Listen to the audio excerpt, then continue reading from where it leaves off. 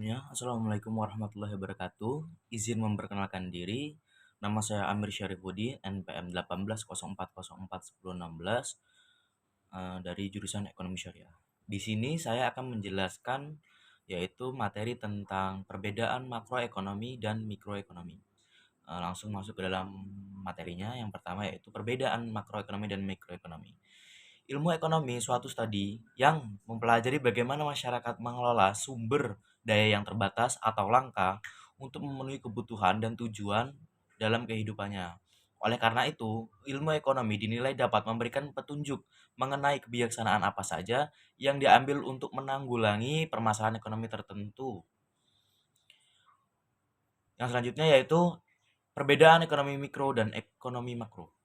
Ilmu ekonomi dibagi menjadi dua cabang, yaitu ekonomi makro dan ekonomi mikro, di mana keduanya sama-sama mempelajari permasalahan ekonomi, namun permasalahan ekonomi yang dipelajari berbeda dari sudut pandangnya.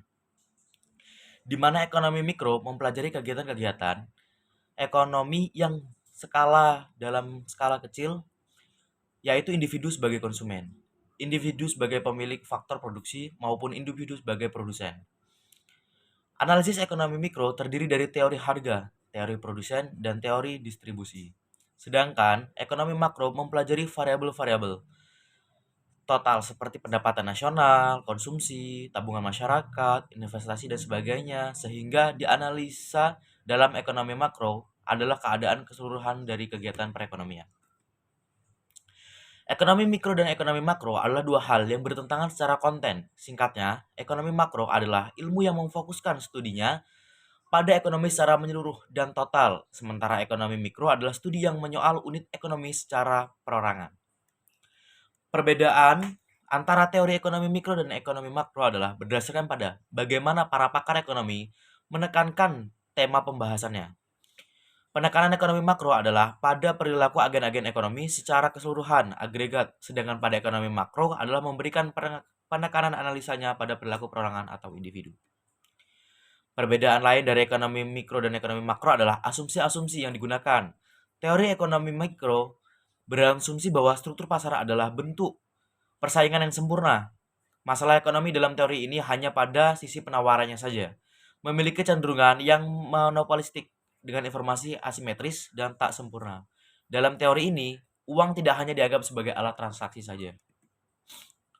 Perbedaan mikroekonomi dan makroekonomi. Yang pertama, ekonomi mikro mempelajari tentang unit-unit individu seperti perusahaan dan rumah tangga, sedangkan ekonomi makro mempelajari perekonomian sebagai suatu keseluruhan dan mengabaikan unit-unit individu dan masalah-masalah yang dihadapinya.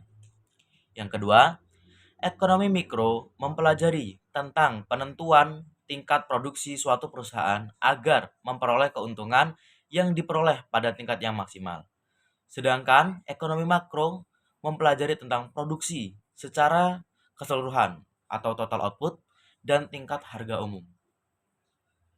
Yang ketiga yaitu perbedaannya adalah dalam ekonomi mikro yang paling luas dibicarakan adalah tentang industri, merupakan kumpulan dari beberapa perusahaan.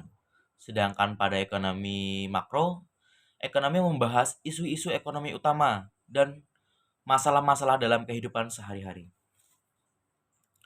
Yang keempat, yaitu dalam ekonomi mikro, kajian utama ilmu ini adalah ilmu tentang perilaku konsumen atau rumah tangga dan produsen atau perusahaan. Sedangkan pada ekonomi makro, kajian utama ilmu ini adalah tentang pendapatan nasional, inflasi, pengangguran, investasi, dan pertumbuhan ekonomi.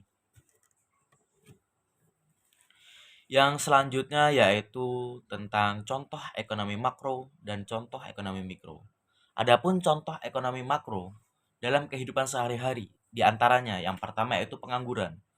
Pengangguran dapat terjadi karena adanya kesenjangan antara pencari kerja dan lapangan kerja yang tersedia. Artinya, jumlah pencari kerja lebih besar dibandingkan dengan lapangan kerja.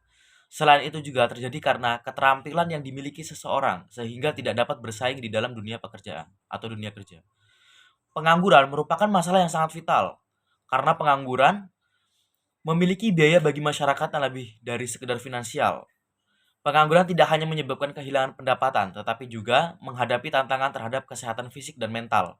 Selain itu, terdapat biaya sosial dari pengangguran, seperti misalnya meningkatkan kasus kriminalitas.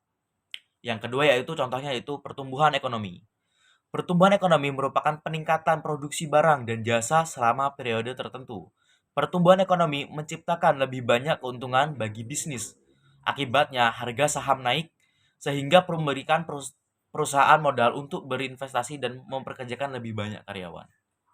Yang selanjutnya yaitu adalah contoh ekonomi mikro. Adapun contohnya dalam kehidupan sehari-hari yaitu yang pertama, pernikahan.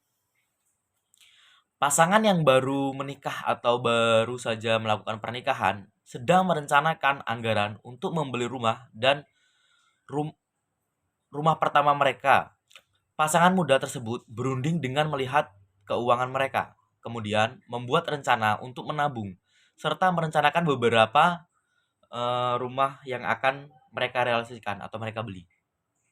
Selain itu, mereka juga menentukan kemana alokasi dana berdasarkan kebutuhan mereka, seperti tagihan dan hutang saat ini, untuk memenuhi keinginan mereka seperti makan di luar atau berbelanja.